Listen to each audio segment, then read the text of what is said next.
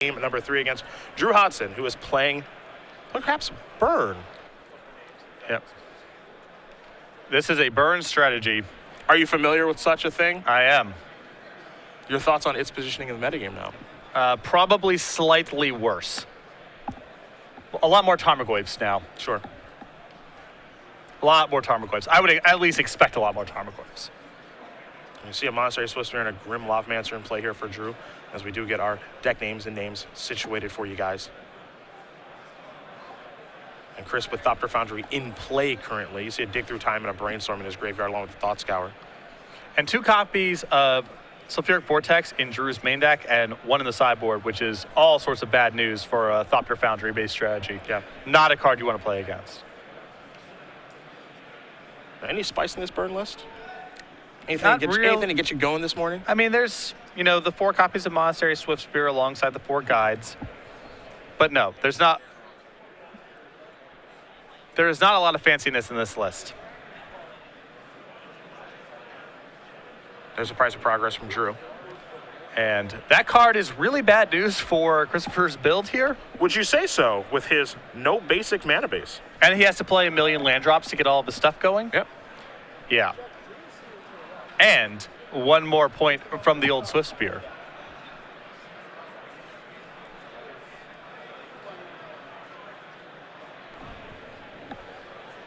Here's a Sword of the Meek. This is a path for stabilization. If Drew is unable to find a Sulfuric Vortex, this is going to be really hard to power through.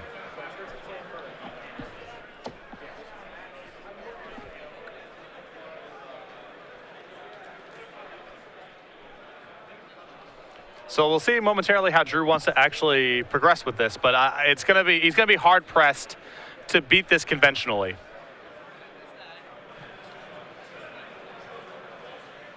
Spell Snare will take care of the Price of Progress. Don't see that card a lot in the format. No, a couple copies in the main deck here for Christopher, I believe. And really valuable to have here, because that was, if Drew can get that to resolve, maybe he can push through this thing, but... Here's a Thopter with the sword, so Chris will gain a little bit of life. And so now this is the combo that we don't get to see a ton of, is now Chris is tapping a lot of mana very quickly. I think he wants to do this while the opponent is tapped out. It's just make a bunch of Thopters and gain some life here. Yeah, no reason to get too cute here. Yep. With this combination of cards in play, Drew, again, he can't, unless he finds Sulfuric Vortex, and even now he's got to find it so fast because Chris is going to be able to turn around and win the game very quickly. Yeah, this is, and I'm going to use the forbidden word here in extended.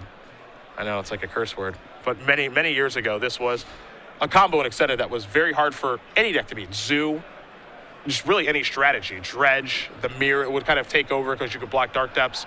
And right now, it's just taking over this game. This combination of cards, Thopter Foundry plus Sword of the Meek, there's a reason you can't do this in Modern. Yeah, and Drew does not have any copies of Smash the Smithereens or any other interaction for this combo in his deck. So this is just here to stay. I suppose he has Relics to offer some utility. Yeah, I mean, it's definitely an option. Here's a Chain Lightning. For Drew, it's pretty straightforward. He might try to trick Chris a little bit with the timing of his burn spells, but he's just sending him upstairs. That's all he can do. Yeah, well, here's the thing. Christopher has, he's sitting on Snapcaster plus the Spell Snare in his graveyard. Mm-hmm. But doing it this way, means that Drew's going to be able to interact at instant speed, and he might overwhelm Christopher's mana just barely here. I mean, it would take basically the perfect mixture of cards, but Drew might be able to work his way out of this. Here comes Grim Lavamancer. Chris is going to sacrifice the Sword of the Meek, make another Thopter, gain a life. So he's going to go up to 3 and then down to 1, presumably. This is apparently on the stack here, so the timing is very, very important. Now that will resolve, it seems. Chris kind of shortcutting here.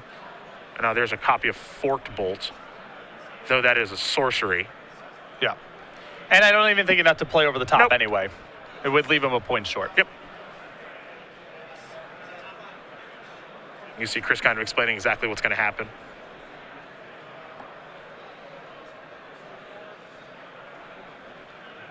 So now here is a Forked Bolt. And if you're going after the tokens, that's bad news, Bears. Yeah. So Spear's going to come in. It's going to be pretty large, but you have to imagine there will be a block here by Chris with something to make sure he doesn't take lethal. And then Thopter Foundry plus Sword of the Meek can just simply take over the game, as it's already begun to do. So there are the blocks. And now Chris gets to sit on the Snapcaster plus the Spell Snare, which cuts off Price of Progress. There's Caracas. And while a land isn't the most exciting draw, it's actually really what Chris is looking for right now. Yeah, more mana is fine, assuming that he can cut off the Price of Progress draw from Drew, which he can. Yep. More mana just means more life, more Thopters, a faster kill, and you're seeing it on display right now. Yeah, if you've ever watched these Thopter Foundry Sword of the Meek decks before, when they get into this stage of the game, a lot of the times all they want to draw is land. Yeah. Because one land, as you mentioned, is one more life per turn and one more creature per turn to get the game over with. Now, it's possible Sulfuric Vortex, if Drew draws it exactly this turn, can get him out. Yeah. Because Chris goes to 8 if he makes a bunch of Thopters, then down to 6. He still has a lot of Master in play. There's spells in the deck that he can draw that deal 4 points of damage. But if it's not Vortex, I think he's out of it.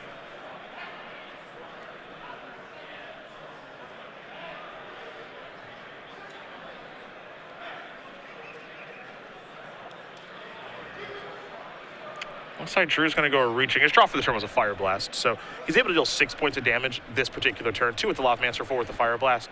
But again, the combination of Thopter Foundry and Sword of the Meek is just not going to allow him to go over the top, as you mentioned. Yeah. I think that's kind of the conclusion that he's coming to at this point. As Andersen is sitting here rather confidently, and I would be too with this combination of cards against a burn deck. Yep. I mean, you know, Christopher knows there's still a mixture of cards that Drew can find over the next couple turns to give him a shot of winning this game, but it's very unlikely.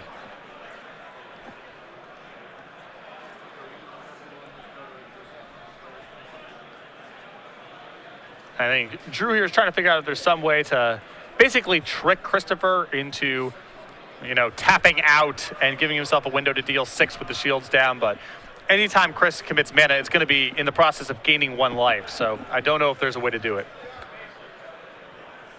Well, here's a Loftmancer activation. Yep, and Chris is just going to go down to 3, and he's not even going to make a move because, again, he doesn't have any reason to. So now he'll do this one at a time. Here's a Fire Blast. This is, I believe, with Sword. This actually timing is not bad. So what he's doing here is Chris sacrifices Sword of the Meek. We're going to take a look here exactly how this works.